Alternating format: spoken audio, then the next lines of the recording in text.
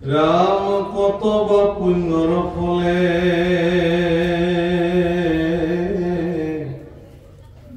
সাক্ষাতে সুধিবে পাইলো দিওক সিদ্ধান্ত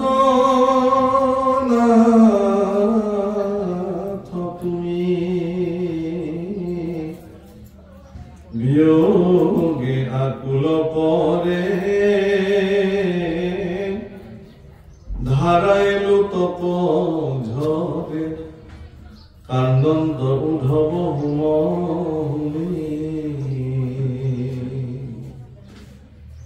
কৃষ্ণৰ বিয়োগত তেওঁৰ এনেকুৱা অৱস্থা হৈছে তেওঁৰ চকুৰে অনন্ত পানী ওলাইছে চকু পানী আৰু বুক শুকাই কান্দিছে যে হে ভগৱান অতদিনে আমি তোমাৰ সেৱাত নিমগ্ন হৈ থাকিলো হে প্ৰভু আজিৰ পৰা মোৰ দুৰ্ভাগ্য জীৱনত আৰম্ভ হ'ব কাৰণ তোমাক আৰু মই দেখা নাপাওঁ তোমাৰ সেই অৰুণ চৰণ যুগল শুশ্ৰূষা কৰাৰ সুযোগ আৰু মোৰ জীৱনত মনুষ্য জীৱন প্ৰাপ্ত হলো শিক্ষা দীক্ষাৰে শিক্ষিত হলো বৃহস্পতিৰ দৰে গুৰুৰ পৰা শিক্ষা গ্ৰহণ কৰিলো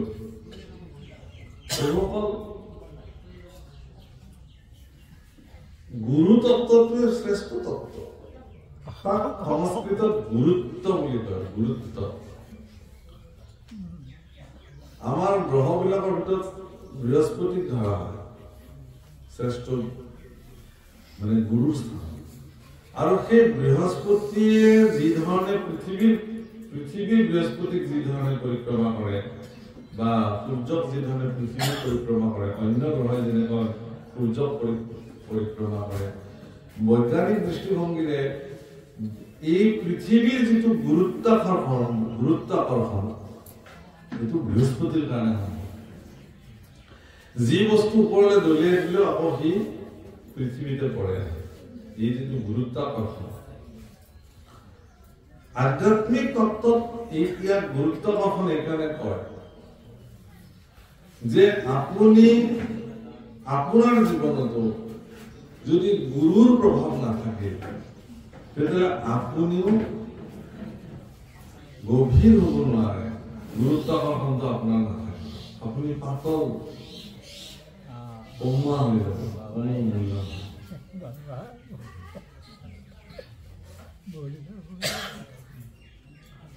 সেইকাৰণে গুৰু সাক্ষাৎ পৰম ব্ৰহ্ম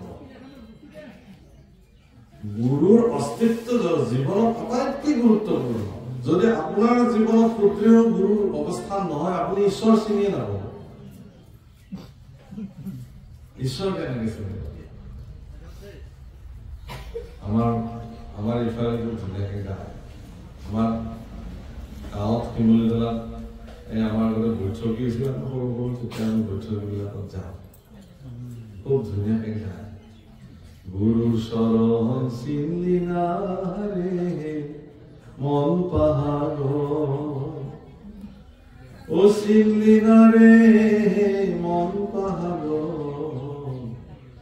বিফলে তো গেলৰে জন তুমি গুৰুৰ চৰণে যদি চিনি নাপালা জীৱনত তোমাৰ জীৱন বিফল হৈ গ'ল আৰু তাৰমানে প্ৰভুকৰ কাক ভূষুণ্ডী বুলি চৰিত্ৰ এটা আছে ৰামায়ণত কাক ভূষুণ্ডী ভক্ত এগৰাকী কাক ভূষুণ্ডীৰ দৰে আয়ুসকাল থকা পৃথিৱীত কোনো ভক্তই নাই এতিয়ালৈকে যি ২৭টা কলিকাল প্ৰাপ্ত হ'ব ওলাইছে সেই গোটেইখিনি তেওঁ দেখিছে ২৭ বাৰ ৰামৰ মানে জন্ম তেওঁ দৃষ্টিগোচৰ হৈছে তেওঁৰ জীৱনত এনেকুৱা কিন্তু সেই কাক ভূষুণ্ডীৰ প্ৰথম জন্ম যিটো এইটো তৃতীয় জন্ম তেওঁ প্ৰথম জন্মত তেওঁ কি কৰিছিল এজন গুৰুৰ পৰা তেওঁ নাম বস্তু গ্ৰহণ কৰিছিল সেই গুৰুগৰাকী বৈষ্ণৱ আছিল সেইকাৰণে বিষ্ণুৰ নামকে তেওঁ সাৰ বুলি কৈছিল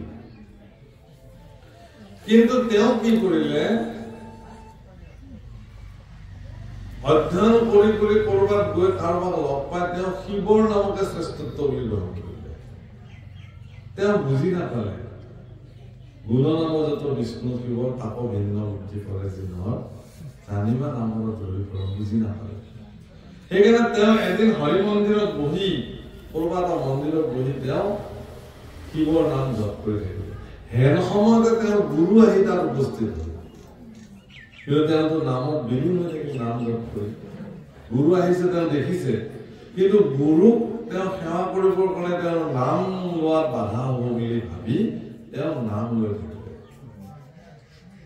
ইফালে গুৰু আহি বহি থাকিল এই দৃশ্য দেখাৰ লগে কৈলাশপতি শিৱৰ খং উঠিব আৰে কি আৰু কি গুৰু আহি সাক্ষাৎ বহি আছে তেওঁ গুৰুৰ প্ৰতি প্ৰণামো নজনালে থিয়ও নিদিলে সন্মানো নজনালে আৰে গুৰুক দেখা পায় তুমি যদি এনেকা অজগৰৰ দৰে বহি থাকিব পাৰা যা তুমি অজগৰে হয় সহস্ৰ বছৰ তুমি অজগৰ জন্ম প্ৰাপ্ত হৈ থাকা তাতে তুমি নৰক যন্ত্ৰণা ভুগি থাকা যেই শিৱৰ মুখেৰে অভিশাপ ওলালে তো তেওঁ দেখিলে যে সৰ্বনাশ হৈ গ'ল এতিয়া তেওঁ অজগৰ প্ৰাপ্তি হ'ল তেওঁৰ জন্ম গুৰুই তেতিয়া কি মানে ৰামচৰিত মানসত লিখিছে गुरु दयालु कछु ना कहे सहे ना सके महे सोही कारण अजगर भयो सुनहु निरुप खगेश अर्थात खगेश মানে গৰুৰৰ আগত এই কথা কাক ভূষণে নিজে বৰ্ণন কৰিছে যে হে নৃপতি খগেশ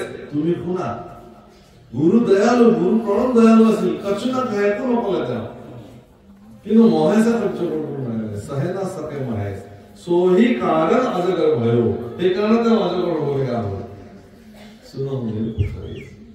কিন্তু গুৰুই তেওঁ কি কৰিলে শিৱক প্ৰাৰ্থনা কৰিলে যে হে শিৱ জীৱ ভুল কৰে জীৱ স্বাভাৱিকতে জীৱৰ ভুল হয় অজ্ঞান আছে মোৰে ঈশ্বৰ গতিকে এই যি ভুল কৰিলে মোৰ ফালে চাই তাক তুমি ক্ষমা কৰি দিয়া গুৰুই প্ৰাৰ্থনা কৰিলে ঈশ্বৰ তাক কান্দি কান্দি প্ৰাৰ্থনা কৰিলে যে মোৰ অবোধ ঈশ্বৰ আছে ই নাজানে এইবিলাক কথা গুৰুৰ প্ৰতি যে ইমান সন্মান জনাব লাগে এই ঠিকা নাই নাজানে গতিকে হে শিৱ তুমি ইমান দুষ্ট হ'ব নালাগে যেতিয়া তেওঁ খুব প্ৰাৰ্থনা কৰিব ধৰিলে শিৱই দেখিলে হাৰে কথাটো উল্টা হৈ গ'ল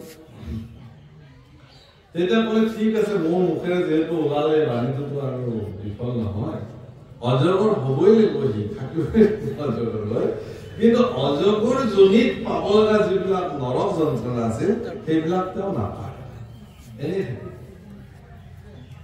এনে আহি তেওঁ অজগৰ তাৰ পিছত তেওঁ পুনঃ মনুষ্য জন্ম প্ৰাপ্তি হয় পুনঃ গুৰু ভজি তেওঁ ঈশ্বৰ প্ৰাপ্তি হয় এইবাৰ তেওঁ অজগৰ জন্ম প্ৰাপ্তি হৈ শেষ হৈ গ'ল তাৰ পিছত তেওঁ পুনঃ মনুষ্য হ'ল এইবাৰ তেওঁৰ জন্ম হ'ল উত্তৰ ভাৰতত অযোধ্যাত জন্ম হওঁতে তেওঁ কি কৰিলে আকৌ গুৰু ধৰিলে এইবাৰ তেওঁ কি হ'ল গুৰু যদি এটা পায় তেওঁ চাৰিটা আকৌ ধৰিলে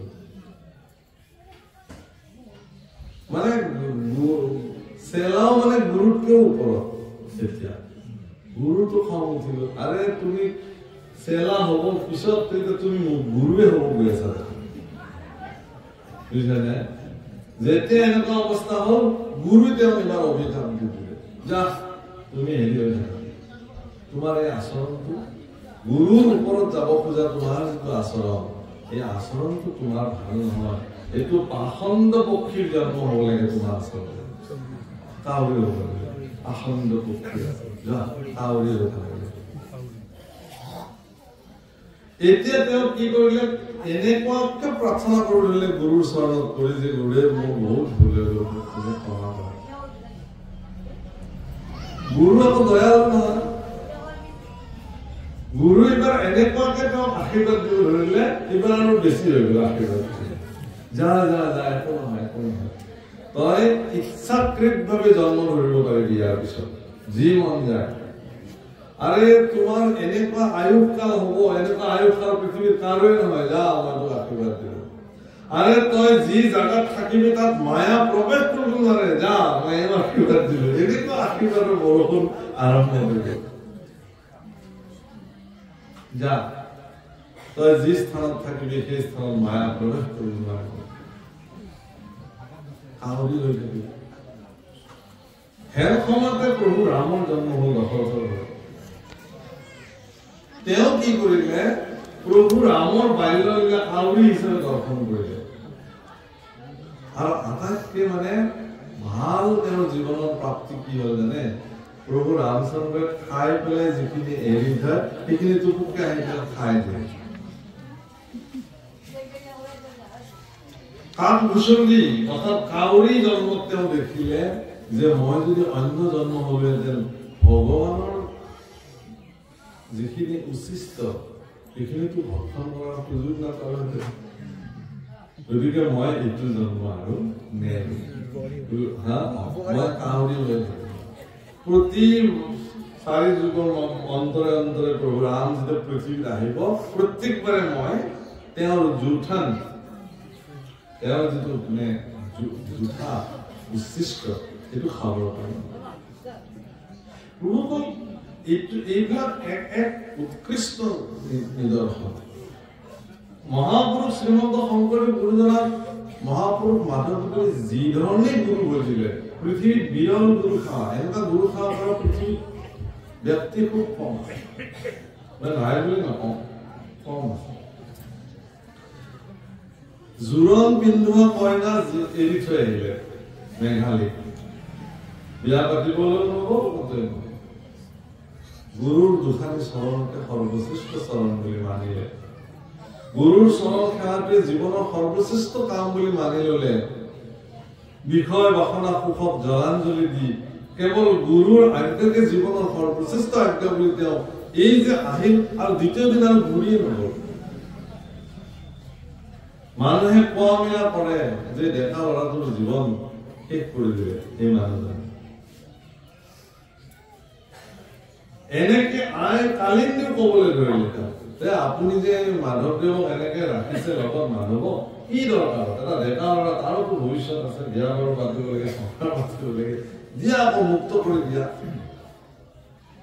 ঠিক আছে কাইলৈ আলোচনা কৰিম সিদ্ধান্ত ললে বহুতে ভাবিলে যে মহাপুৰুষৰ ছোৱালী মনু বিষ্ণুপ্ৰিয়া মাধৱদেৱে বিয়া পাতে নেকি সেইকাৰণে এনেকে দেউতাকৰ শুশ্ৰূষা কৰি আছে নেকি এনেকুৱা কিছু মানুহতো এনেকুৱা অসমৰ মানুহ কি কম পৃথিৱীত ভাপতো হয়তো আপোনালোকে নাপাব এনেকুৱা কথা গুৰুজনাৰ বৈকুণ্ঠীৰ পিছত কালিন্দীৰ খবৰ লওঁতা কোনো নাই মাধৱদেৱ নহলে কালিন্দীৰ কি যে অৱস্থা হব খাইছে নাই খবৰ লওঁতা কোনো নাই পাটবখীত য'ত কালিন্দী আছিলে যিটো জান তাৰ আগত এখন গাঁও আছে সেই গাঁৱৰ মানুহ ৰাতিপুৱা উঠিয়ে মাছ মাৰে একদম আন্ধাৰে পৰে মাছ মাৰি মাৰি পানীটো ঢলা কৰে ঘেলা পানী আহে কাৰণে এদিন দুদিন পানী নোখোৱাকে আছে উপায় নাই পানী নাপায় দিনটো মাছ মাৰি পানী ঘেলাতে আছে এটা মহাপুৰুষে আহি কুঁৱা খান্দি পানী খোৱাৰ ব্যৱস্থা কৰিছে সদশেষত মানুহে ইয়াকো বদনাম কৰিলে যে এতিয়া গুৰু পত্নীৰ লগতে মাধৱপুৰুষক বদনাম কৰিছে অসমীয়া মানুহ ভাবক আৰু কি কয় সেইকাৰণে মাধৱপুৰুষক গুৰুজনে কৈছিলে যে শুনা বৰালপুৰ তুমি এতিয়া বিবাহ বাৰু পাতিব লাগে সংসাৰ কৰিব লাগে আৰু তুমি তোমাৰ জীৱন জীয়াব লাগে মোৰ যি শুশ্ৰূষা কৰিলে কৰিবা তেতিয়া মাধৱপুৰুষে খুব কান্দিছে গুৰুজনাৰ চৰণত কৰি যে প্ৰভু মোৰ সেৱা কৰবাত কিবা ত্ৰুটি হ'ল মই গুৰু হিচাপে তোমাক যি ধৰণে সেৱা কৰিব লাগিছিল মই দাস হিচাপে এই দাসত্ব কাৰ্যত কৰবাত কিবা ত্ৰুটি হ'ল তুমি যে মোক নালাগে বুলি কৈছা মইতো মোৰ জীৱনৰ সৰ্বশ্ৰেষ্ঠ পৰিত্যাগ কৰি তোমাৰ দুখানি চৰণকে সৰ্বশ্ৰেষ্ঠ বুলি মানি তোমাৰ সেৱাতে মই জীৱন প্ৰৱৰ্তিত কৰিলো মোক এনেকুৱা বাক্য নকবা কৈছে যে মোৰ আজি এটা আজ্ঞা আছে তোমাৰ প্ৰতি বোলে মই তোমাৰ সকলো আজ্ঞা মানিবৰ কাৰণে প্ৰস্তুত আছো গুৰুদেৱ কিন্তু এই মুহূৰ্তত আপোনাৰ শ্ৰীমুখে যিটো আজ্ঞা ওলাব খুজি আছে সেইটোহে মানিবলৈ অলপ দিগদাৰ হ'ব আৰে মই কি কম তুমি গমেই পালা তাৰমানে কৈছে তেতিয়া বিষ্ণুপ্ৰিয়া নামে বেটি আমাৰ আশ্ৰয় তাকে তুমি বিবাহ কৰিও মহাশয় গুৰুজনে জানে যে মাধৱপুৰুষৰ দৃষ্টিত এইটো নাই কিন্তু লোকদৃষ্টিক মান্যতা দিবৰ কাৰণে তেওঁ ক'লে যে মোৰ ছোৱালীকে তুমি বিয়া পাতা, তেতিয়াহ'লে তোমাৰ সকলো কাৰণ মোৰ ছোৱালীক বিয়া পতাৰ লগে সম্বন্ধত মই তোমাৰ শহুৰো হ'ম, গুৰু হ'ম, তুমি গুৰু হিচাপে সেৱা কৰা, শহুৰ হিচাপে সেৱা কৰা।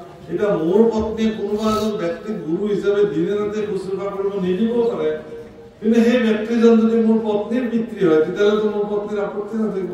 ভালে আছিলে আমাৰ দেউতাৰহে সেৱা কৰি আছে, বেলেগ মানুহকতো নিদিব। গতিকে তুমি মোৰ কন্যাক বিবাহ কৰা, তেতিয়া মহাপুৰুষ মাধৱদেৱে কৈছে যে তোমাৰ চৰণ যিদিনাখনি সৰ্বশ্ৰেষ্ঠ চৰণ হিচাপে মই আশ্ৰয় ললো গুৰুদেৱ, হে ভগৱান, মই আৰু বেলেগ কতোৱে মোৰ জীৱনক মই স্থাপিত কৰিব নোৱাৰো। তুমি মোৰ জীৱনৰ সৰ্বশ্ৰেষ্ঠ, তোমাৰ চৰণ যুগলৰ সেৱাই মোৰ জীৱনৰ সৰ্বশ্ৰেষ্ঠ সেৱা বুলি মানি লৈছো। তাতে মোৰ জীৱনৰ সৰ্বশ্ৰেষ্ঠ মই বিচাৰি পাইছো। মোৰ বুলিবলৈ একো অস্তিত্ব নাই, মোৰ সমস্তখিনি তোমাৰ গুৰুদেৱ। তোমাৰ মাধ্যমেৰে মই গোটেই জগতখন দেখিছো, তোমাৰ মাধ্যমেৰে মই বিশ্ব ব্ৰহ্মাণ্ডৰ শ্ৰেষ্ঠ অনুভূতিবিলাক অনুভৱ কৰিব পাৰো।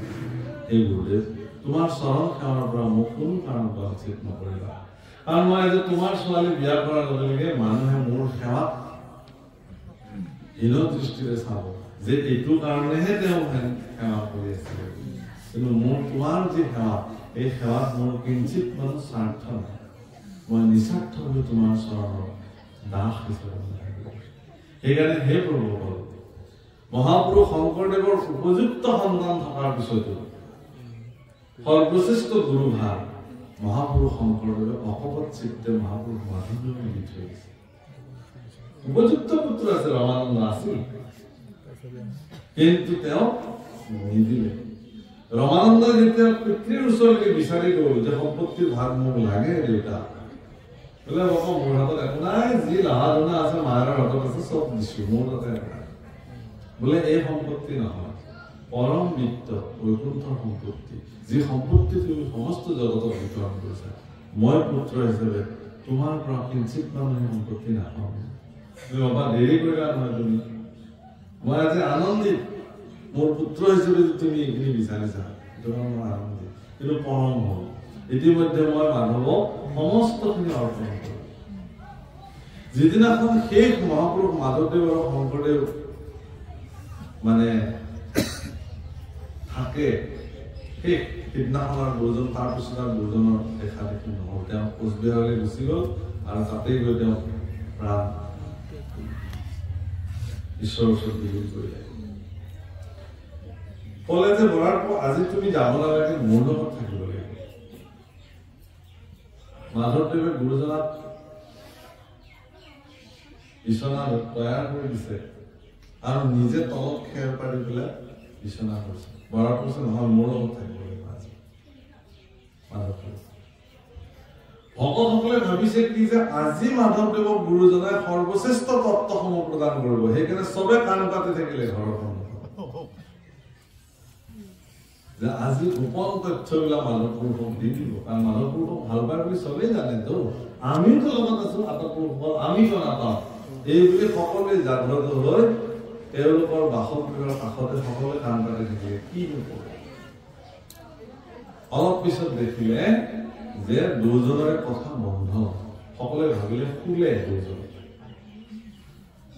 ইকৰাৰ বেৰৰ জলঙাৰে চাই দেখে যে অকল গুৰুজনাহে শুই আছে, তাত মাধৱপুৰুষ নাই। তাৰমানে দুজন যে অভেদ শৰীৰ, দুজন এটা হৈ থাকে, দুটা শৰীৰ এটা হৈ সমস্ত তত্ত্ব মহাপুৰুষ মাধৱদেৱক পৰ্যবীৰ্য সমষ্টি কৰে। এয়া হ'ল গুৰু শিষ্যৰ মাজত। এগৰাকী গুৰুৱে তেওঁৰ নিজৰ মহিমাৰে শিষ্যসকলক কৃপা কৰিব পাৰে, সেইটো গুৰুসকলৰ গুৰুত্ব। কোন গুৰুৱে কোন শিষ্যক কেনে কৃপা কৰে কোনেও নাজানে, সেয়া তেওঁলোকৰ নিজস্ব কৌশল। শিষ্যসকলৰ পৰা মই উদাহৰণ এটা দিওঁ যে যেতিয়া বিশ্বমিত্ৰক গুৰু হিচাপে মান্যতা কৰিলে প্ৰভু ৰাম, তাৰকা বধ কৰি পেলাই পোনে পোনে গৈ অহল্যাক উদ্ধাৰ কৰিলে আৰু গৈ পেলাই মিথিলালৈ গৈ সীতাৰ হৰধনু ভংগ কৰি সীতাৰ স্বয়ংবৰত তেওঁ ভংগ কৰিবৰ কাৰণে উপস্থিত হ'ল। তেতিয়া মিথিলাৰ কুলগুৰুৱে মিথিলাৰ কুলগুৰু আছিলে অহল্যাৰ পুত্ৰ যেতিয়া বিশ্বমিত্ৰৰ লগত কোন এই দুজন পুৰুষ বুলি যেতিয়া দশৰথে সুধিলে দশৰথক যেতিয়া পৰিচয় কৰাই দিলে এওঁ ৰঘুকুল শিৰোমণি ৰাম দশৰথৰ পুত্ৰ গতিকে তেতিয়া কুলগুৰুৰ তেওঁৰ মনলৈ ভাৱনা আহিল যে এখেতৰ চৰণৰ স্পৰ্শতেতো মোৰ আই মুক্ত হোৱাৰ কথা আছে মুক্ত নহ'ব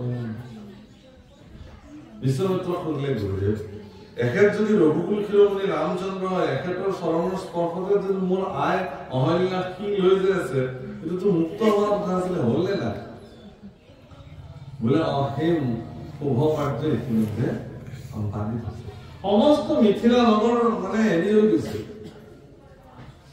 বনজুৰ দৰে এই খবৰ বিয়পি গৈছে যে এনেকুৱা এজন সুদৰ্শন পুৰুষ উপস্থিত হৈছে আহি মিথিলা যাৰ চৰণৰ ধূলি পৰিলে কিলো মানুহ সীতাৰ স্বয়ম্বৰ আগদিনা চতুৰ্দশী তিথি বিশ্বমিত্ৰই কৈছে যে মই পূজা কৰিব লাগে মোৰ পূজাৰ কাৰণে তোমাক ফুল নালাগে ৰাম আৰু লক্ষ্মণে সীতাৰ কাৰণে নিৰ্মিত যিখন অতি সুন্দৰ ফুলৰ বাগিচা তালৈকে ফুল ছিঙিবলৈ আহিছে কিন্তু ৰামচন্দ্ৰ যিটো পুৰুষোত্তম খুব মৰ্যাদাশালী পুৰুষ সেইকাৰণে তেওঁ মালিৰ বিনা অনুমতিত ফুল ছিঙা নাই গোস্বামী তুলসীত আছে ৰামচৰিত মানসত বৰ বেলেগ চিত্ৰ অংকন কৰিছে बगिया बिज जाने ना दई हो राम जी बिनती सुनो हाय रामा हाय बगिया बिज जाने ना दई हो राम जी बिनती सुनो मालिक कहते हे राम जी तुम्हार बागिचार ভিতৰত আমি সোমাবলৈ নিদিম মোৰ বিনতি স্বীকাৰ কৰা লাগিলে আমি ফুল ছিঙি আনি তোমাক दल फूल हमें तोरे लाई हो जो मिथिला भाषा যে আমি লৈ আহিম পত্র পুষ্প তুমি যাব না রামের সে কি হল অপরাধ কি বলে আমার বাগিচার ভিতৰত এটা পুখুৰী আছে সেই পুখুৰীৰ পাৰবিলাক শিলেৰে বন্ধা আছে এটা তুমি সোমাৰ লগে যদি পুখুৰীৰ পাৰৰ শিলবিলাক যদি মানুহ হলে আৰম্ভ কৰে এখানে ৰাম লক্ষ্মণে বলে ল এটা এইটো খবৰ ইয়ালৈ আহি পালে আৰু উপকাৰ কৰাটো এটা অপকাৰ কি না এই সময়তে সীতা গৌৰী পূজন কৰিবৰ কাৰণে আজিও মিথিলা পৰম্পৰা আছে যে কুমাৰী ছোৱালীবিলাকে বিবাহৰ আগত গৌৰীৰ পূজা কৰে আজিও পৰম্পৰা আছে তাত লিখিছে গৌৰী পূজন পঢ়াৰে সখী জনতলি গৌৰী পূজন কৰিবৰ কাৰণে তাত কোনো বিবাহিত মহিলা সেই পূজাত যাব নোৱাৰিব কেৱল কুমাৰীসকল যাব মানে বিবাহিত অবিবাহিত কুমাৰীসকলে সেই পূজাত অংশগ্ৰহণ কৰিব আজিও এইটো পৰম্পৰা আছে আৰু তেওঁ সেই বাগিচাত যেতিয়া আহিছে তেতিয়া প্ৰভু ৰামৰ লগত কোন প্ৰসংগৰ কাৰণে সীতা আৰু ৰামৰ বাৰু যি নহওক সেই কথাটো জনাৰ পিছত কুলগুৰুৱে বিশ্বমিত্ৰক যেতিয়া সুধিছে যে এইটো হ'ল নে বিশ্বমিত্ৰ তেওঁ আনন্দিত হৈ গৈছে যে মোৰ মা মুক্ত হৈ গ'ল এতিয়া কাক প্ৰশংসা কৰিব তেওঁ কাক কৰিব বিশ্বমিত্ৰক কৰিব নে ৰামক কৰিব তেওঁ সিদ্ধান্ত ল'লে যে মই যদি ভগৱান ৰামৰ প্ৰশংসা কৰো তেতিয়াহ'লে বিশ্বমিত্ৰ ক্ষুণ্ণ হৈ যাব যে মইহে লৈ আহিছিলো সেইকাৰণে তেওঁ কি কৰিছিলে ভগৱানৰ প্ৰশংসাটো বাদ দি পেলাই গুৰুৰ প্ৰশংসা আৰম্ভ কৰিছিল তাকো কাৰ আগত ভগৱানৰ আগত যে হে ৰাম ধন্য তুমি বিশ্বমিত্ৰৰ নিচিনা এগৰাকী সদ্গুৰুৰ আশ্ৰয়ত তুমি মিথিলালৈ আহিলা মই তোমাক স্বাগতম জনাইছো মই সেই দুৰ্ভগীয়া অহল্যাৰ পুত্ৰ মিথিলাৰ কুল পুৰুষ মোৰ মাতৃক তুমি পাহাৰৰ পৰা মাতৃত্ব ৰূপ প্ৰদান কৰাৰ কাৰণে তোমাৰ ওচৰত তোমাৰ চিৰ কৃতজ্ঞ আচলতে মোৰ এই কৃতজ্ঞৰ সেৱা তোমাৰ গুৰুৰ প্ৰতিহে বিশ্বমিত্ৰই যদি তোমাক মানিলেহেঁতেন তেতিয়াহ'লে এই কাৰ্যকে চাব কিমান কৌশল কৰিছে মানে গুৰুৰ স্তুতি কৰিছে গুৰুক অৱহেলা কৰা কওঁতে কওঁতে কওঁতে এনেকুৱা পৰ্যায় পালেগৈ যে তোমাৰ গুৰুৱে অমুক স্থানত গৈ তাতে স্বৰ্গৰ অপ্সৰা মেনকাৰ লগত তেওঁ এটি সন্তান জন্ম দিছে, যাৰ নাম শকুন্তলা। এই কথাও কৰিলে। আৰু প্ৰভু ৰামে গুৰুৰ কথা ইমান নিমাখিত শ্ৰদ্ধাৰে শুনিছে ভাবিব নোৱাৰে। অথচ এটা বেয়া কথা কৈ দিলে, কোনোবা অপ্সৰাৰ লগত অবৈধ সম্পৰ্ক গুৰু হ'ল, এই কথাটো কৈ দিলে। কিন্তু ৰামচন্দ্ৰৰ মনত কিঞ্চিত তাৰ বিৰোধ কৰিছে, কাৰণ তেওঁ জানে যে গুৰুসকল ক্ষমতাশালী। গুৰুৱে যি কাৰ্য কৰিব সেই কাৰ্য সাধাৰণে কৰিব নোৱাৰিব পাৰে। হৰক দেখি বি খাই নৰে প্ৰাণ প্ৰতি মৰে। শিৱই বি খাইছিল বুলি আপুনিও খাব গলে অৱস্থাটো কি হৈ গ'ল? শিৱই কণ্ঠগত কৰি ৰাখিছিল বিষক, সেইটো তেওঁৰ ক্ষমতা। ভগৱানে সেইকাৰণে তেওঁ নিৰ্ণয় কৰিছে যে তুমি ইয়াত এইবোৰ কৰিছে। দৈত্যসকলক অমৃতৰ ভাত নিদিও বুলি ভগৱানে নিদিলে, কাৰণ অমৃতৰ ভাত পালে দৈত্যসকল কি হৈ যাব? বেছি উত্তাপ হৈ যাব। দেৱতাসকলক অমৃতৰ ভাত দিছে যদিও দেৱতাসকলক নিয়ন্ত্ৰিত কৰি ৰাখিব পৰাৰ ক্ষমতা ভগৱানৰ তাত আছে, গতিকে সেইকাৰণে সকলো কথা ক'ব পাৰো। ইয়াত সেইকাৰণে উদ্ধৱে আজি এগৰাকী শিষ্য হিচাপে ভগৱান কৃষ্ণ, মানে তেওঁ নিজে শিষ্য হিচাপে, দাস হিচাপে, সেৱক হিচাপে ঈশ্বৰ পুৰুষৰ শ্ৰীমুখে বাক্যামৃত শুনি এইটো কথাকে শুনিব খুজিছে যাতে সমস্ত জগতে ইয়াৰ নিৰ্ণায়ক ব্যৱস্থা ল'ব পাৰে যে মোক কোৱা তুমি মই কি কৰিম। প্ৰভুকৰ একেটা প্ৰশ্নে গণক কুচিত শেষবাৰৰ কাৰণে শংকৰ মাধৱৰ যেতিয়া দেখা দেখি হয়, তেতিয়া মহাপুৰুষ মাধৱদেৱো গুৰুজনাক সুধিছিলে যে হে কৃপালু, তুমি থাকোতেই এতিয়াও 100% মানুহে কিন্তু বিশুদ্ধ ধৰ্মত ঈশ্বৰ ভজনাৰ কাৰ্যত এতিয়াও সন্মিলিত নহল। নানান ভকতসকলৰ মালা কুকুৰৰ নেজত গাঁঠি দি দিয়াৰ দৰে কৰ্ম সেই সময়ত মানুহে কৰিছিল। তোমাৰ বৈকুণ্ঠীৰ পিছত ইয়াৰ দায়িত্ব কোনে ল'ব? তেতিয়া গুৰুজনে কৈছে যে মই নাযাওঁ, মই থাকিম। ভাল কথা, কিন্তু কেনেকে থকা হ'ব? কাৰণ তুমিতো নৰকন লৈ আহিছা, এদিনতো তোমাৰ এই শৰীৰ যাবই বিলীন অঞ্চলটো। কোনেও মাধৱ মূৰত থাকিবৰ থান কীৰ্তন দশমভূ মূৰ্তিৰ সমান। ঘোষা নামে শাস্ত্ৰখানি তুমিও লিখিবা, ৰত্নাৱলী ঘোষা মধ্যে তুমিও থাকিবা। যি নহওক, আজিও উদ্ধৱে ভগৱান কৃষ্ণক প্ৰশ্ন কৰিছে যে তুমি সিদ্ধান্ত দিয়া প্ৰভু, তোমাৰ বাক্যামৃত শুনিলে যেনিবা মানুহৰ মন ভৰি যায়, ৰাস্তা নিৰ্ণয় কৰিব পাৰে। এই বুলি তেওঁ কান্দিব ধৰিলে, হুক হুকাই কান্দিব ধৰিলে। হীৰা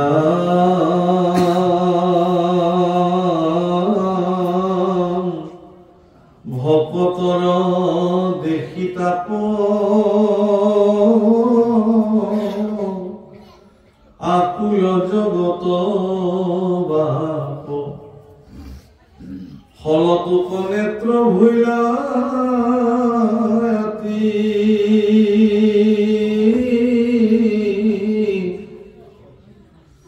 নখহে হৃদয় দেখি শোক পৰি হৰা সখী প্ৰভুধন্ত উদ্ধৱক মাতি।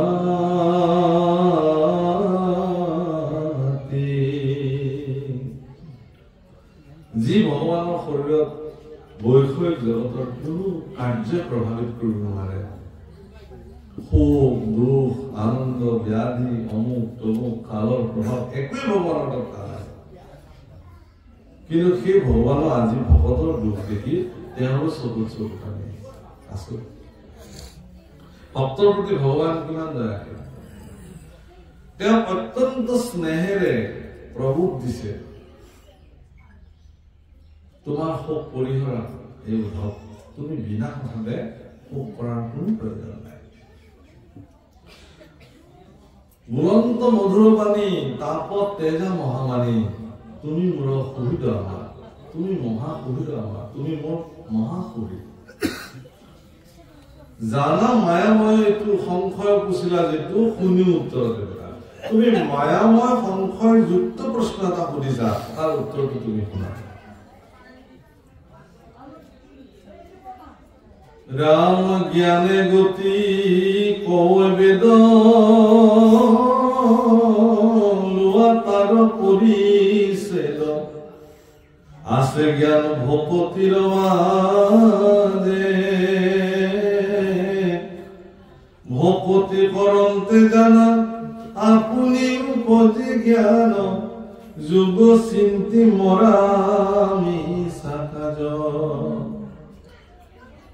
তুমি যে মায়াময় সংখ্যা সুধিছা তাৰ সমু উত্তৰটো এনে ধৰণৰ এই যে জ্ঞান ই ভক্তিৰ মাজতে সোমাই আছে ভক্তি কৰিলে নিজে নিজে জ্ঞান প্ৰাপ্ত হ'ব জ্ঞান মানে কি জ্ঞান মানে হ'ল ঈশ্বৰেই যে সৰ্বশ্ৰেষ্ঠ বাকী সকলো মিছা এইটোৱেই জগতৰ শ্ৰেষ্ঠ জ্ঞান প্ৰভু তুমি সঁচা বাকী চব মিছা এইটোৱেই জগতৰ শ্ৰেষ্ঠ জ্ঞান আৰু এই জ্ঞানটো তুমি সঁচা বাকি সব মিছা এই অৱস্থাটোকে ব্যক্তি এজন কেতিয়া যাব পাৰে যেতিয়া তেওঁ ভক্তিত সিদ্ধ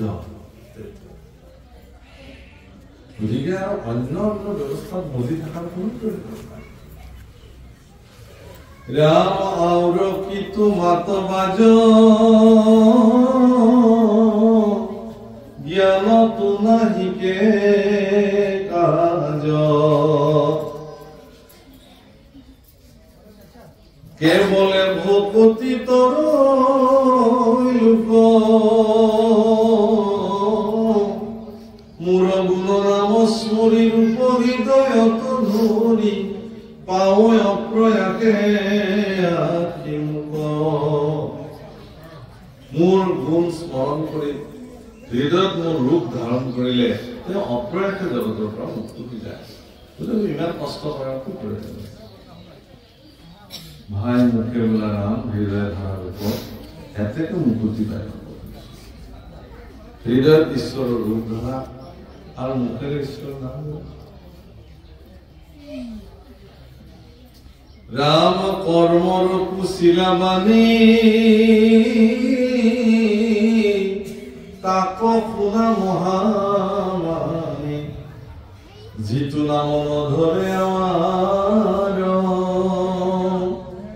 জনম গুৱাই বৃথা নুশুনে আমাৰ কথা তাৰে শেষৰ মতয় অধিকাৰ যিজনে মোৰ নাম নললে কোনোদিনে মোৰ চৰণত যিজন আশ্ৰয় নললে কোনোদিনে তেওঁৰ বৃথা আয়ুস তেওঁ কটালে তেওঁৰ কাৰণে কৰ্মত তেওঁ কৰ্ম কৰিব পাৰে তেওঁৰ বৃথা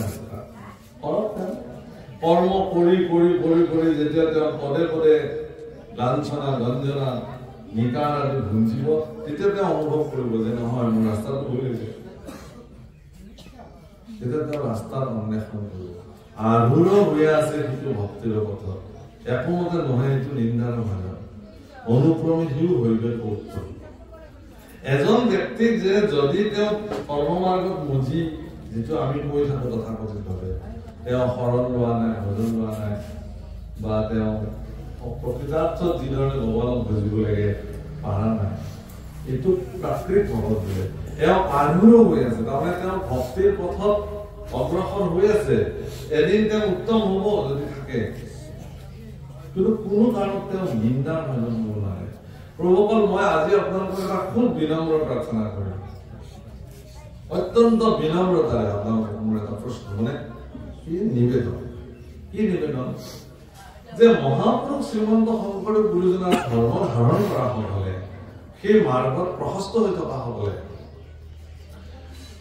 কোনোবাই ভুল পথেৰে যদি গতি কৰিছে তেনে ব্যক্তিক কেতিয়াও নিন্দিত দৃষ্টিৰে চাব নোৱাৰিব শংকৰদেৱৰ আদৰ্শত এইটো স্পষ্ট অৰ্থাৎ মহাপুৰুষে কৈছে যে পৰৰ ধৰ্মক নিহিংসিবা কদাচি কৰিব ভূতপদায়া সফল নাছিল অৰ্থাৎ যদি শংকৰদেৱ এগৰাকী ইমান উদাৰবাদী পুৰুষ আছিল যে সেই উদাৰবাদী পুৰুষৰ ধৰ্ম ধাৰণ কৰি আপোনাৰ মনত যদি কোনোবা ভুল ৰাস্তাৰে যোৱাটোৰ প্ৰতি যদি কেনেকৈ ঘৃণা উপজি যায় তেতিয়াহ'লে আপুনি শংকৰদেৱৰ ধৰ্ম মাৰ্গত প্ৰতিষ্ঠিত হৈ থকাই নাই সেইটো বুজাওক ঘৃণ উপজিব নালাগে আপুনি মানে কি কয় এইটো ইনটলাৰেন্স আমাৰ কি কয় অসহনশীলতা অসহিষ্ণুতা আপুনি অসহিষ্ণু হ'ব নোৱাৰিব গুৰুজনাই কিন্তু আপোনাক অসহিষ্ণু হ'ব আজিৰ তাৰিখত এটা ভয়ংকৰ কথা হৈছে অসমত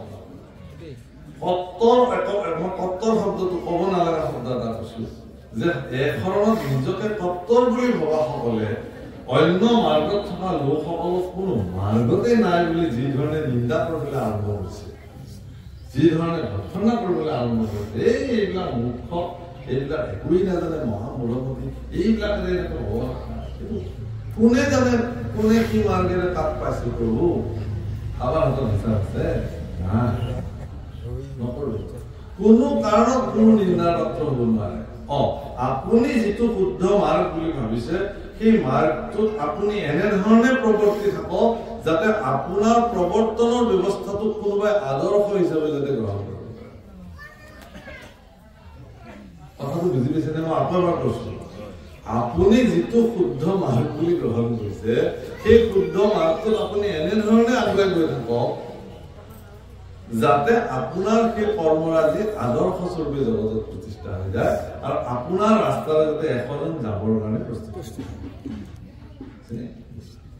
কাৰোবাক আপুনি নিন্দা কৰি কেতিয়াও আপোনাৰ মাৰ্গলৈ আপুনি আনিব নোৱাৰে যিটো ল'ৰা দুষ্ট ঘৰখনত তাক যদি সকলোৱে দুষ্ট দুষ্ট দুষ্ট কৈ থাকে সি ডকাইতে হৈ যাব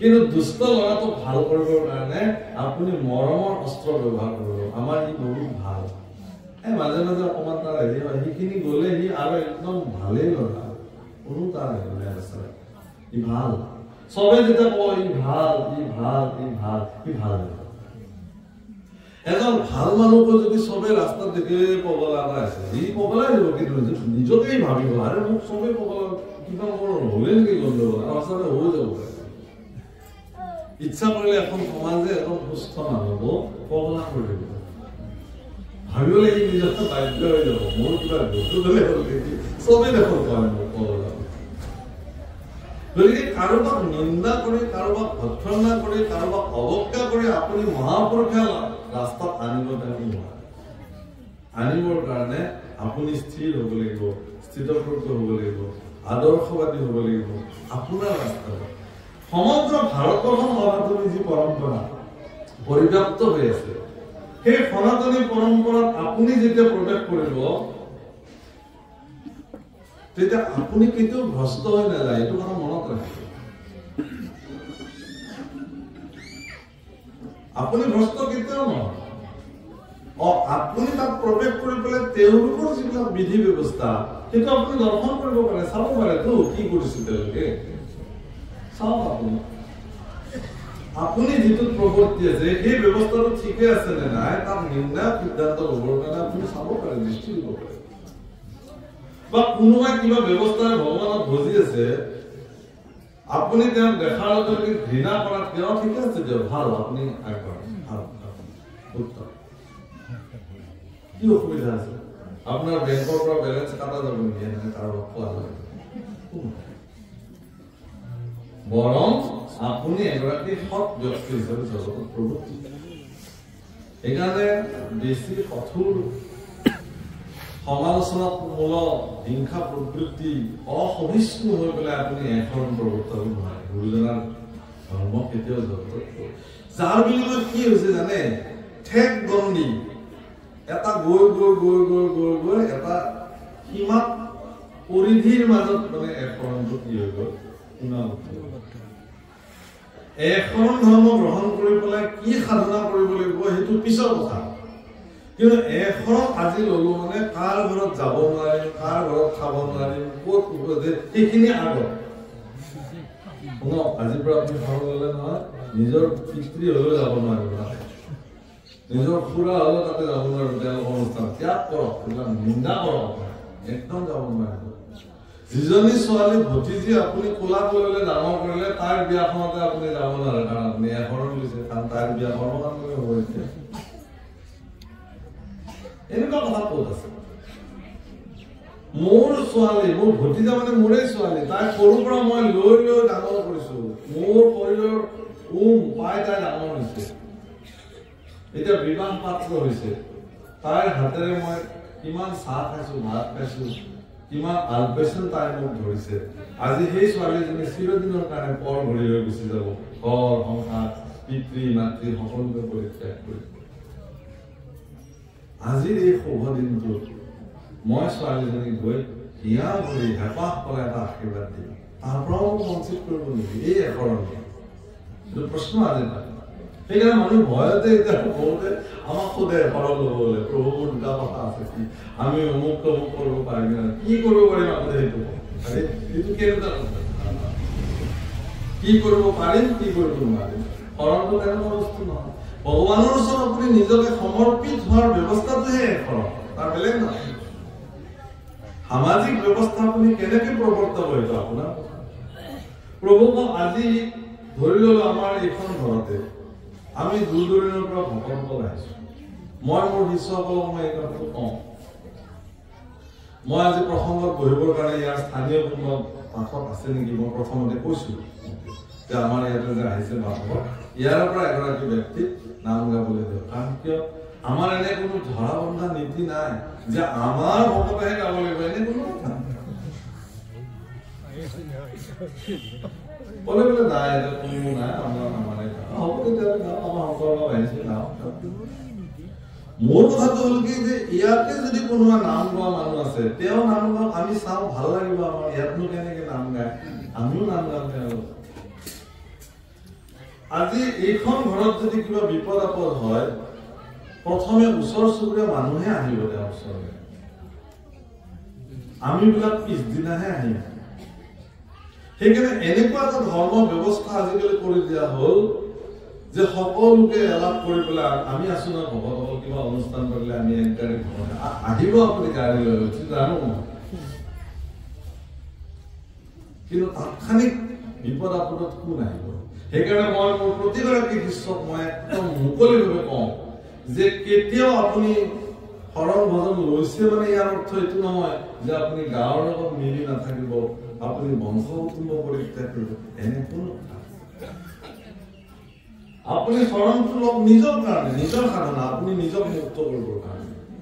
আপুনি গাঁৱৰ প্ৰতিটো অনুষ্ঠানত ভাগ লওক, ৰাইজৰ সিদ্ধান্তত আপুনি একমত হৈ থাকক, ৰাইজে যি কয় তাত আপুনি মান্যতা দিয়ক। আপুনি ব্যক্তিগত নামঘৰ সজাই লৈছে, ইয়াত কি কৰে কোনে আপোনাক বাধা দিব, আহিব নেকি? কোনো নাই, এইটো আপোনাৰ নিজস্ব আৰু আপুনি তাতেই সিদ্ধান্ত। কিন্তু ৰাজহুৱা যিটো সিদ্ধান্ত, ৰাইজে যি ধৰণে পৰম্পৰাগতভাৱে নিয়ম নীতি পালন কৰি আহিছে, সেই নিয়ম নীতি আপুনি প্ৰৱৰ্তিত হওক, ৰাইজৰ লগত আপুনি মিলি থাকক, ৰাইজে ৰজা, ৰাইজক মান্যতা দি চলক, অসুবিধা একো নাই। ধৰ্ম সম্পূৰ্ণ ব্যক্তিগত, আপুনি যি সাধনা কৰিবলৈ কয়। কিন্তু এতিয়া এনেকুৱা আমাৰ গাঁৱতে আমি সেই পৰিস্থিতিত ভুগিছো। সৰুতে আমি এনেকুৱা এটা সংগঠনত অন্তৰ্ভুক্তি হৈ গলো যাৰ ফলত সকলো মানুহৰ নিন্দিত ঘৃণিতৰ পাত্ৰ হৈ গ'ল, নিয়ম নীতি নাই। সেইকাৰণে আমি দেখিলো যে নাই, এইটোত কোনো প্ৰয়োজন নাই। যি কি নহওক প্ৰভু অকল ধাৰণাবিলাক সলনি কৰিব হ'ল, নহলে গুৰুজনা ঠেক গণ্ডিত সোমাই থাকিব, ই আৰু কেতিয়াও বিশ্বমুখী নহয়। এইটোৱে নিয়ম। হে রাম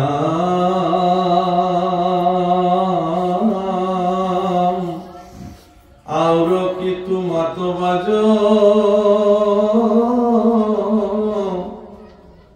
রাম দুষ্ট চিত্তে জিতু জন বৃথা কথা বৃথা, তার কর্ম সকলে বিফল,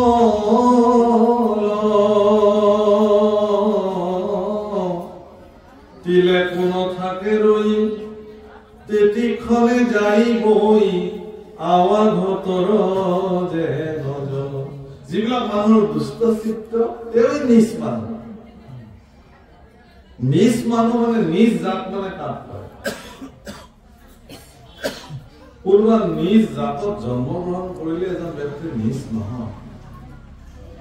তেওঁৰ চিন্তা যদি নিজ হবলৈ ধৰিলে, তেওঁৰ কৰ্ম যদি নিজ হব ধৰিলে, তেওঁকে নিজ জাত গঢ়ে। আৰু তথাকথিত নিজ জাতত জন্মগ্ৰহণ কৰিও তেওঁৰ যদি চিন্তা উত্তম হৈ গল, তেওঁৰ যদি ভাৱনা উত্তম হৈ গ'ল, তেওঁৰ যদি কৰ্ম উত্তম হৈ গ'ল, মানুহে তেওঁকে উত্তম বুলি সেৱা কৰে। তপসা ব্ৰাহ্মণ জাতঃ তস্মিন জাতিৰ ন কাৰণম। নিজৰ তপস্যা সাধনা বলেহে মানুহ ব্ৰাহ্মণ হ'ব পাৰে। ইয়াত জাতিৰ প্ৰশ্ন নাই, আপুনিও ব্ৰাহ্মণ হ'ব পাৰে। ব্ৰহ্ম জানন্ত ইতি চ ব্ৰাহ্মণ, ব্ৰহ্মক জানিলে তেওঁ ব্ৰাহ্মণ। এতিয়া কথাটো হৈছে কি, ইয়াতো কৈছে যে দুষ্ট চিত্তে যিটোজনে বৃথা কথা বৃথা মন তাৰ কৰ্ম সকলে বিফল। এইবিলাকৰ কৰ্ম ক'ত সফল হ'ব? গতিকে তেওঁ যি নকৰক কিয় পুণ্য কৰ্ম, তেওঁ যদি পুণ্য কৰ্ম সাধনো কৰে, এমাহ ভাতৰ জলৰ নিচিনাকে সি গৈ যাব। ৰাম এইটো কথা জানা সাৰ, জ্ঞানতো কৰ্ম তয়াৰ, নকৰিবা বিশ্বাস কিঞ্চিত।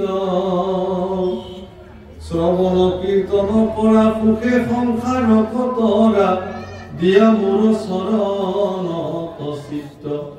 গতিকে মই যিহেতু ভক্তিকে প্ৰাধান্য দিছো, সেই উদ্ধৱ কলিকাল আৰম্ভ হৈছে, এতিয়া ভক্তি ব্যতিৰেকে আৰু বেলেগ মাৰ্গেৰে প্ৰৱৰ্তিত নহয়।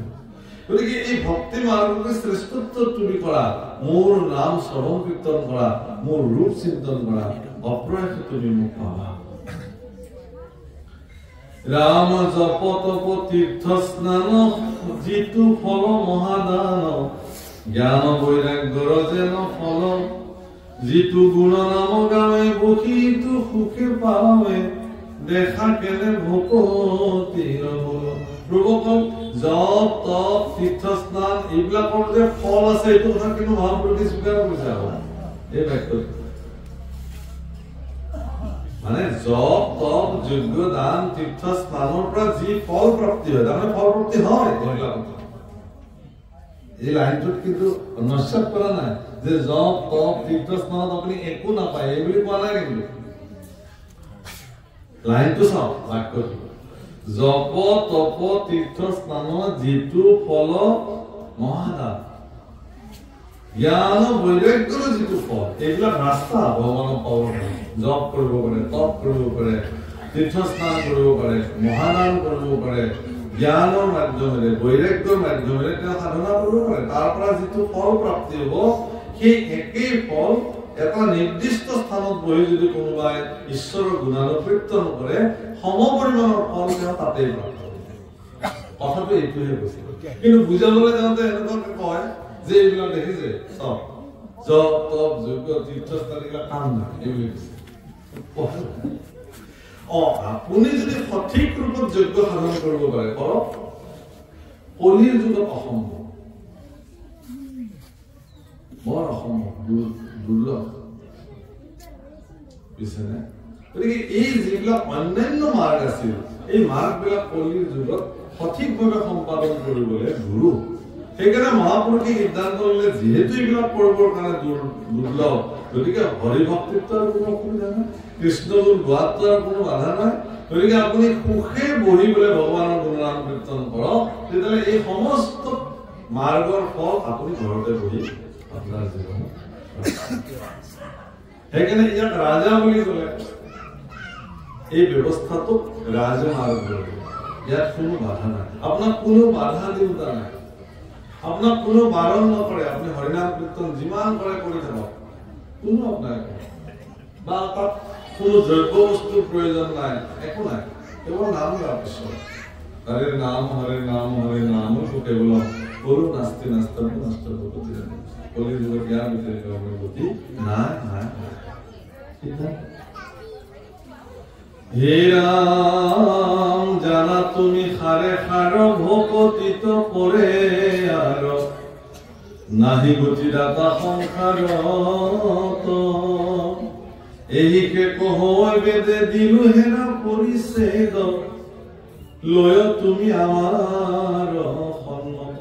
গতিকে মই বেদৰ সিদ্ধান্তৰে তোমাক এটা শ্ৰেষ্ঠ সিদ্ধান্ত দিলো। হে উদ্ধৱ, তোমাক এই দুৰ্ঘৰ কলিকাল নিশ্চিত ৰূপে যদি তোমাক গতি প্ৰদান কৰিব পাৰে, সেয়া হ'ল হৰিনাম। হৰিনাম ব্যতিৰেকে তোমাক নিশ্চিত গতি কোনেও প্ৰদান কৰিব। এতেকে তুমি মোৰ সন্মতিটো গ্ৰহণ কৰা আৰু তুমি কেৱল আৰু কেৱল হৰিনামেৰে তুমি তোমাৰ জীৱন হৈ থাকা। কৃষ্ণ রাম আয়ু যাই আলে জালে তু ঘুর কলি কালে আর শুনিওক সভা সদ মহাভাগবত পদ কৃষ্ণ কথা সংসারতে সাৰ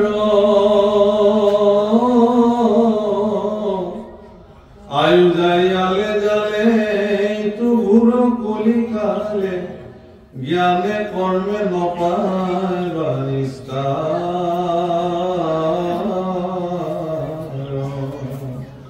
বাকি যুগবিলাকত প্ৰভুকৰ আয়ুকাল বহুত আছিল। মানুহবিলাক সত্য যুগত বহু হাজাৰ বছৰ জীয়াইছিলে মানুহ। এনেকি ত্ৰেতাৰ যুগতো এজন মানুহে বহু হাজাৰ বছৰ জীৱন ধাৰণ কৰিছিল। প্ৰভু ৰামচন্দ্ৰই 10,000 বছৰ ৰাজত্ব কৰিছিল। দাপৰ যুগলৈকো বহু কাল মানুহে জীয়াইছিলে, কিন্তু কলিৰ যুগত আয়ুষটো অল্পায়ু হ'ল।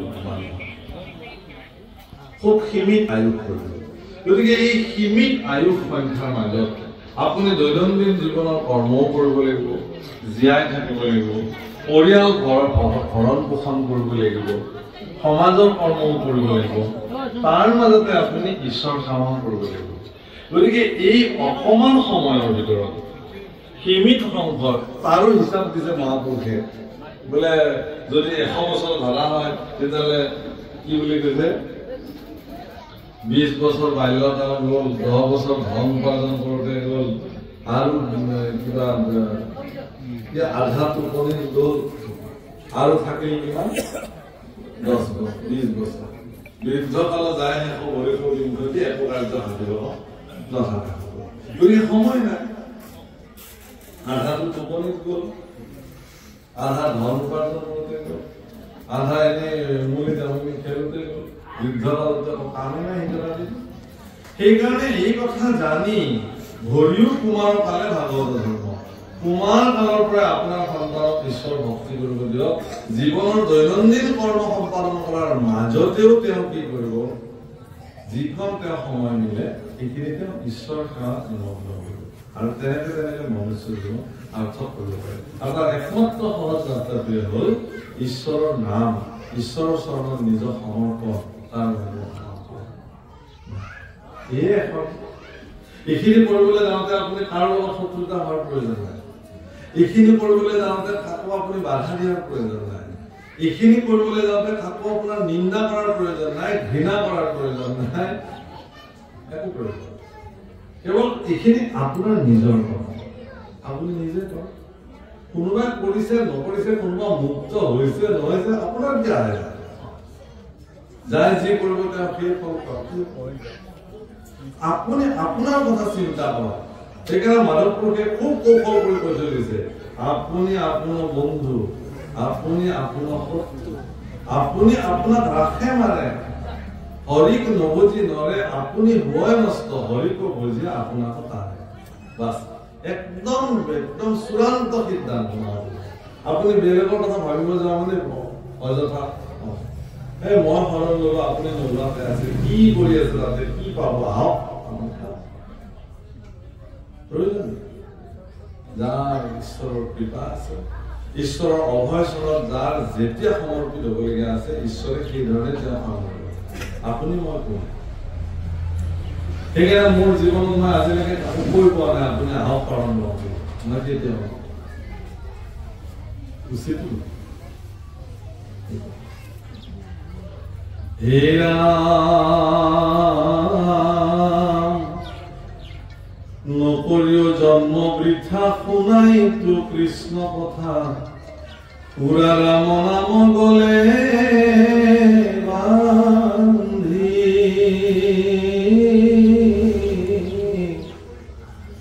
ঐত আয়ু পাত ভুইলে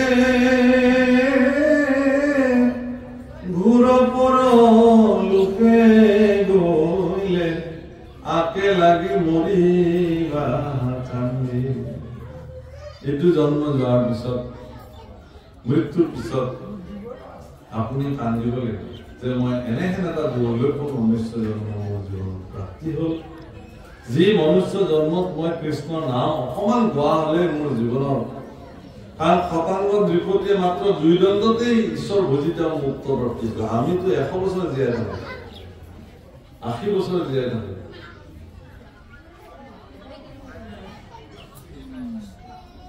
আর 30 মিনিট সময় এক দণ্ড।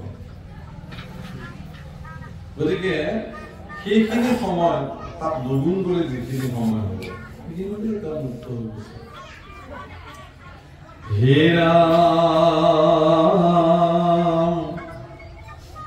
পরম বান্ধব নাম শুনার গুণ গ্রাম আত করে কোন পুণ্য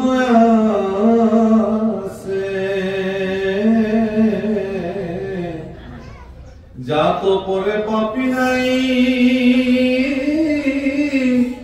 তাকু তারে নামে পাই কুল হুয়া একো লগ আছে। হরিনাম লোৱাৰ লগে হৰিনামে বিচাৰ নকৰে যে তুমি ব্ৰাহ্মণ কুল, আহা তোমাক আগতে তৰাই দিওঁ বোলে তুমি অমুক না। আপুনি যি কুলতে জন্ম নহওক কিয়, যি জাতত জন্ম নহওক কিয়, ঈশ্বৰৰ নাম ললে মাত্ৰেই তেওঁ তৰিছে।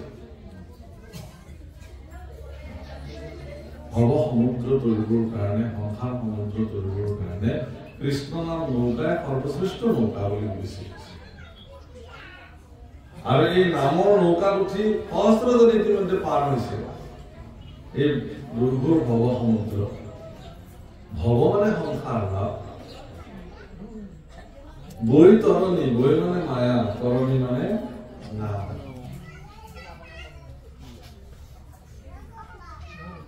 গতিকে এই মায়াৰ তৰণীখনত অৰ্থাৎ আপুনি কেনেকে পাৰ হৈ যাব, সংসাৰ মায়াৰ নদীখনৰ পৰা কেনেকে পাৰ হ'ব। সেইকাৰণে পৰীক্ষিতৰ প্ৰথম প্ৰশ্ন এইটোৱে আছিল।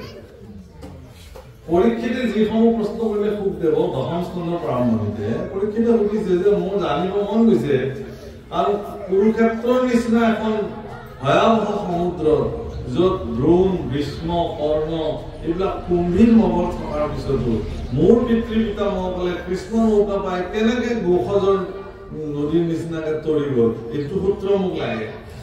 গুৰুদেৱ ফুকে বোলে বা আচল জাগাতে ধৰিলে। এতিয়া সূত্ৰ এইটো লাগে মোক যে মোৰ পিতৃ পিতামহসকলে কেনেকে সংসাৰ সমুদ্ৰ পাৰ হৈ গৈছে। এই একেটা ৰাস্তা নকলে ৰাস্তাৰ নিশ্চিত মই আপোনালোকক আজি কৰো, ভাগৱতৰ সন্মুখত বহি কৰো, এক লোক আপোনালোক তৰি যাব পাৰিব। এই মায়াময় জগতে আপোনালোকক নোম লগাব নোৱাৰে। কেৱল নামৰ ওপৰত বিশ্বাস ৰাখক, কেৱল ঈশ্বৰৰ ওপৰত এইখিনি বিশ্বাস ৰাখক, কেৱল ভগৱানৰ ওপৰত বিশ্বাস ৰাখক, গুৰুৰ ওপৰত আস্থা ৰাখক, আপোনালোক নিশ্চিত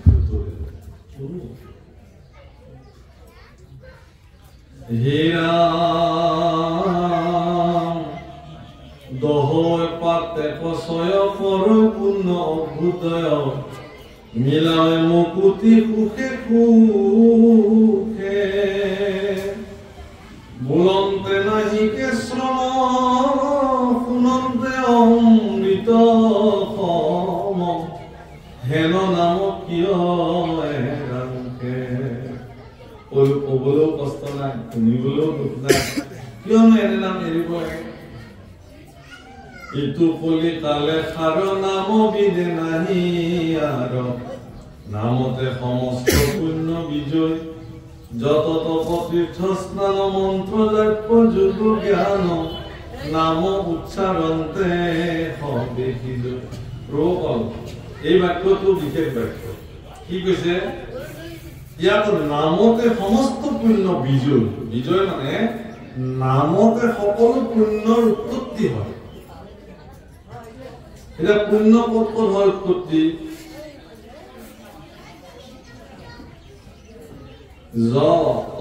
তীৰ্থ স্নান দান এইবিলাকত পুণ্য উৎপত্তি হয়। জপ কৰিলেও পুণ্য উৎপত্তি হ'ব, দান কৰিলেও পুণ্য উৎপত্তি হ'ব, স্নান কৰিলেও তীৰ্থ স্নান কৰিলেও পুণ্য উৎপত্তি হ'ব। কিন্তু এই যে জপ তপ যজ্ঞ মন্ত্ৰ যাগৰ দ্বাৰা যিবিলাক পুণ্য উৎপাদন হয়, এই সমস্ত পুণ্য কেৱল নাম উচ্চাৰণ কৰিলে সিদ্ধ। তাৰমানে জপ কৰিবলৈ গৈও যি পুণ্য আপোনাৰ উৎপত্তি হ'ব, সেই পুণ্য সিদ্ধ হ'বৰ কাৰণে জপ কৰিলেও নাম সংলগ্ন হ'ব লাগিব। আপুনি কি জপ কৰিব? নাম জপ কৰিব।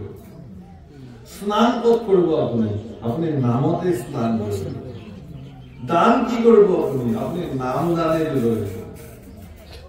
বুজিছেনে কথাটো? তপ কি কৰিব? আপুনি নামৰ সাধনাই তপ কৰিব। বুজিছেনে? গতিকে ইয়াতে যিবিলাক কথা ক'লে, জপ তপ তীৰ্থ স্নান মন্ত্ৰ, মন্ত্ৰ কি? মন্ত্ৰ একো নাম মন্ত্ৰ অদ্ভুত মন্ত্ৰ, তেওঁৰ নামতে মন্ত্ৰ। গতিকে আপুনি যদি জগতৰ শ্ৰেষ্ঠ মন্ত্ৰ উচ্চাৰণ কৰিবলৈ যায়, গতিকে নামে উচ্চাৰণ কৰিব, বেলেগ মন্ত্ৰ আছে কি? গতিকে যত তপ তীৰ্থ স্নান মন্ত্ৰ যাজ্ঞ যোগ জ্ঞান নামতে সমস্ত পুণ্য। এইবিলাকত সকলোতে নাম সংলগ্ন। আপুনি গংগাত গৈ ডুব মাৰিলেও কৃষ্ণ নামেৰে ডুব মাৰিব লাগিব। কি কৰিব তাৰ বাহিৰে ৰাস্তা কি আছে? গতিকে সকলোতে আপুনি নাম সংযোগ হৈ নাম ব্যতিৰেকে জগতত একো সাধনাই নাথাকে। যজ্ঞত পূৰ্ণাহুতি দিওঁতে এনেই দিব নেকি? দিব, নামেৰে দিব লাগিব। কৃষ্ণায় স্বাহা, গোবিন্দায় স্বাহা, সংকৰ্ষণায় স্বাহা, নামেৰে দিব লাগিব। কি কৰিব নামে? তাৰ ৰাস্তা দান দিওঁতে আপুনি কি বুলি দিব? কৃষ্ণ। আপুনি যেতিয়া কাৰোৰ পৰা দান লবলৈ যায়, কি বুলি ল'ব? কৃষ্ণ। মুঠতে নাম ভিতৰকে জগতত একো নচলে। নামতে সমস্ত পুণ্য বিজয়। মানে বিজয় শব্দৰ অৰ্থটো হ'ল কি? যে নামতে সকলো পুণ্য সমাহিত হৈ আছে। সেইকাৰণে নামকে শ্ৰেষ্ঠ বুলি জগতত সিদ্ধান্ত আছে।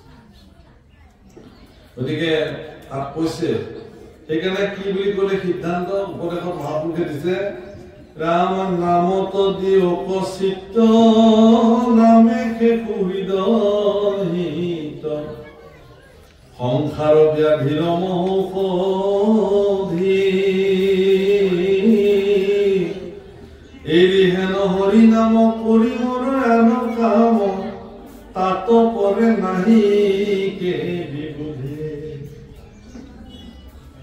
গতিকে নামতে চিত্ত দিয়ক, নামে সুহিত হিত, সংসাৰ মহৌষধি। সংসাৰ নামৰ বেমাৰৰ একমাত্ৰ মহৌষধ নাম। এনেকুৱা এটা হৰিনাম বাদ দি পেলাই যদি আপুনি অন্য কাম কৰিব যায়, তেতিয়াহ'লে তাতকে আৰু বিবুধি কি হ'ব? আমাৰ ইফালে এটা আজিকালি কৰে নে নকৰে নাজানো, খুব পেট বিষালে কুকুৰ দেউ বুলি এটা পূজা কৰে। যোনে জানে জানে। খেৰৰে এটা কুকুৰ বনাই লয়, ৰছী এডালে ৰাখে, আৰু এজনে টানে আৰু এজনে কুকুৰটো কোবাই কোবাই থাকে। খেৰৰ কুকুৰ দেই। আৰু যিজনে টানে সি কেং কেং এনেকে মুখেৰে গৈ থাকিব, আৰু তেওঁ কোবাই কোবাই গৈ থাকে। গৈ গৈ গৈ গৈ একদম পৰিত্যক্ত জাগাত লৈ যায়। আৰু তাৰ প্ৰসাদটো কি জানে? এইটো কুকুৰ দেউ পূজা। একদম পানী দিয়া ভাত ঠিকছে জ্বলা ফলা সানি, এইটো সানি এইটো প্ৰসাদ দিয়া, কুকুৰটো জ্বলাই দিয়ে। দি আকৌ সেই প্ৰসাদে অলপ খাব লাগিব। তেতিয়া যিজনৰ পেট বিষাইছে তেওঁ হেনো ভাল হৈছে। গতিকে এনেকুৱা কাণ্ড খানা মানুহে কৰি থাকে। এইবিলাক বিৰোধী, এইবিলাকক বিৰোধী বুলি কয়। এনেকুৱা ঘটনা মোৰ চকুৰে মই আশ্চৰ্য মানিলো দেখি। কিন্তু কি বোলে এইটোৱে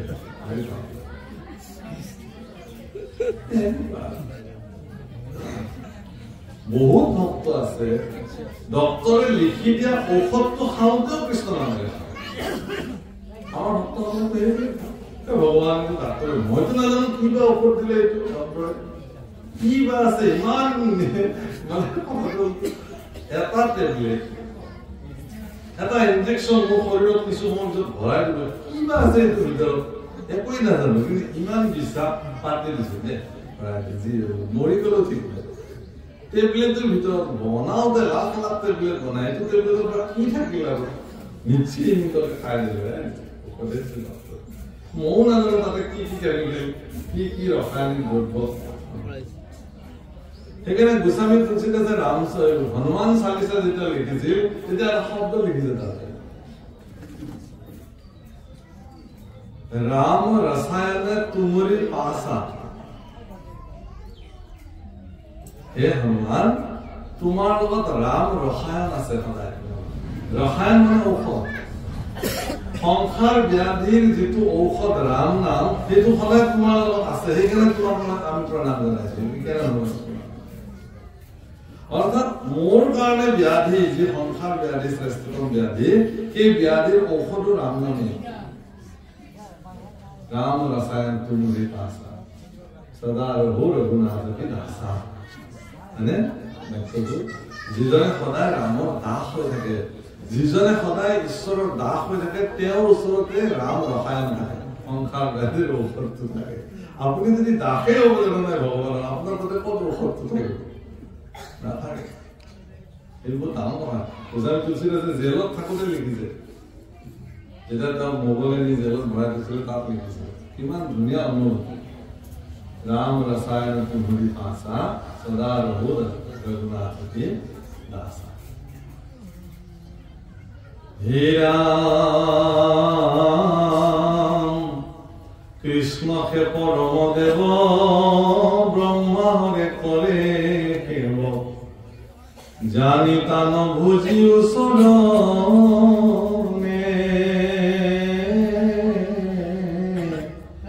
পৰলোক বন্ধু হৰি তানে স্মৰণে তৰি, আনুগতি নাহি মৰণ।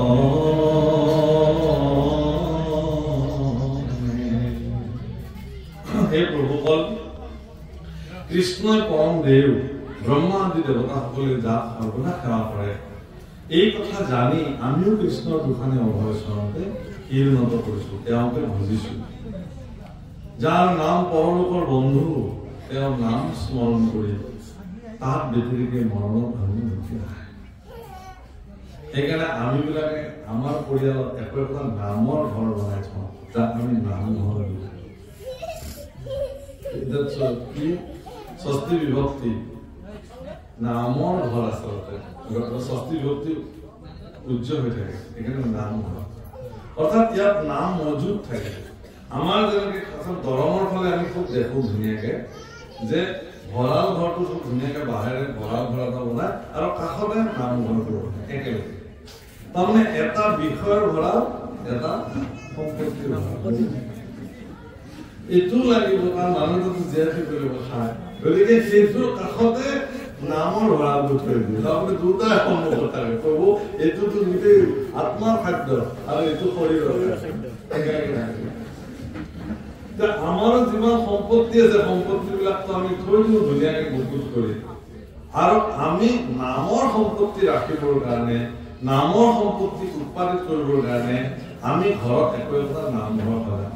আজি আমাৰ মতিলাল নাথ বাবেও নামৰ সম্পত্তিক বৃদ্ধি কৰিবৰ কাৰণে, নামৰ সম্পত্তিক মজুত কৰিবৰ কাৰণে, যুগান্তৰৰ কাৰণে, যুগ যুগ এই নামঘৰ আজি ইয়াত প্ৰতিষ্ঠা হ'ল। মানে কি, এইখন ঘৰত বংশ বংশ যিমান লোক আহিব সকলোৰ কাৰণে এটা সম্পত্তিৰ ভঁৰাল তেওঁ গঢ়ি থৈ গ'ল। কিন্তু এইবোৰ ডাঙৰ কথা যে এইটোত আমাৰ ককাই নাম জপ কৰিছিল, এইটোত আমাৰ দেউতাই নাম জপ কৰিছিল, এইটোত আমাৰ আজু ককাই নাম জপ কৰিছিল। বংশৰ এইটো এটা ডাঙৰ পৰিচয়, এটা নামঘৰ। কালি মোৰ শিষ্য এজন ভগৱান, তেওঁৰ নামঘৰ প্ৰতিষ্ঠা কৰি থৈ আহিছে। তেওঁ থকা ঘৰটোৱে নাই ভালকে, কিন্তু তেওঁ আটক ধুনীয়াকে নামঘৰ সাজিছে। মই সেইকাৰণে কৈছো যে তুমি ঈশ্বৰৰ গৃহ সাজিলা, তোমাৰ গৃহ এতিয়া ঈশ্বৰে সাজিব, তুমি নিশ্চিন্ত। এইটো আস্থা। এই নামঘৰ এটা ঘৰত বনালেই নহব, কৰিব সাজিলেই নহব। এইটো কথা মনত ৰাখিব।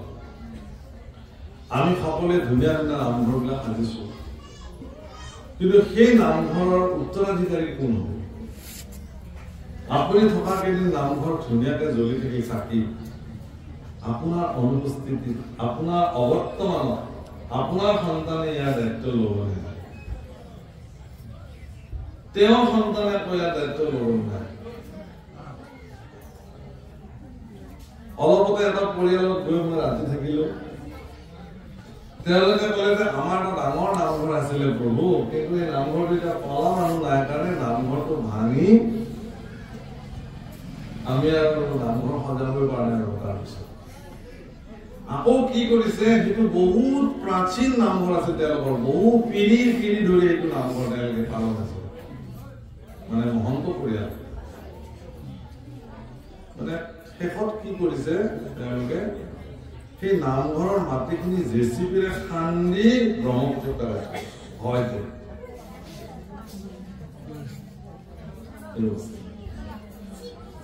প্ৰভু আপোনাৰ গৃহত এটি নামঘৰ আছে, মানে এই নামঘৰটোৱে এটা পৰিচয়, এটা আইডেন্টিটি। এইখন ঘৰত পদূলিত মানুহ এজন সোমাই অহাৰ লগে লগে তেওঁ প্ৰথম দেখিব যে এইখন পৰিয়ালত এটা সংস্কাৰ আছে, যে এওঁলোকে ঈশ্বৰ ভজা কৰে। প্ৰথম বস্তু। তাৰপিছতে তেওঁ বেলেগ কথা। গতিকে আমি বিলাকে সংকল্প ল'ব লাগে, যদি আমাৰ নামঘৰটো সঁচাকে ইয়াত ষষ্ঠী বিভক্তি মানে ৰাখিব খোজো, তেতিয়াহ'লে ইয়াৰ সাধনা কৰিব লাগিব। আৰু যদি নকৰো তেতিয়াহ'লে তাত সপ্তমী বিভক্তি লগ লাগিব। নামত ঘৰ মানে বিভক্তি সপ্তমী আহি যোগ হ'ব। নামত ঘৰ, নামঘৰ নহয়, নামৰ ঘৰ। মই আশা কৰিম যে ইয়াক পৰম সাধনা স্বৰূপে আপোনালোকে গ্ৰহণ কৰক, আৰু এই নামঘৰৰ কৃপাই সমস্ত পৰিয়ালটিক বিধৌত কৰি ৰাখক। পিঢ়ি প্ৰজন্ম যাতে এইখন পৰিয়ালত নামঘৰৰ সমাদৰ হৈ থাকিব, এইখিনিকে আশীৰ্বাদ কৰিব। আৰু যিসকল ভক্ত বান্ধৱে আহি ইয়াতে ঈশ্বৰৰ গুণানুকীৰ্তন শ্ৰৱণ কৰিলে, আপোনালোককো ভগৱন্ত পুৰুষে পৰম কৃপা প্ৰাপ্ত কৰক, ভক্তি সিদ্ধ কৰক। এইখিনি কৈ বাণী বিৰাম দিব খুজিলো। আমি আজিৰ অনুষ্ঠান আমি ভালতে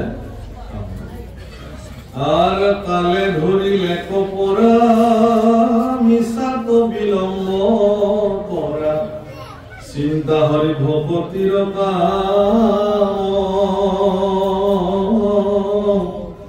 আয়ু যাই ক্ষণে ক্ষণে কৃষ্ণ কিং করে ভনে, নিরন্তরে বুলা